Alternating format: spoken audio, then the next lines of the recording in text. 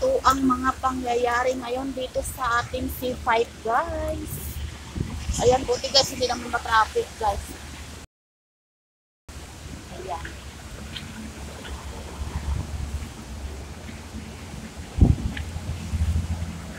Buti na lang. Ayan guys, papuntang probinsya yan dyan guys. Yung doon sa kabila guys. Yan, yung may papunta dito guys. Yan yung papuntang Maynila guys. Ayan, papuntang probinsya yan guys. Ayan guys. Papuntang dito guys, papuntang Maynila yan guys. Dito sa kabila guys. Ayan guys, papuntang probinsya yan guys. Yan dyan.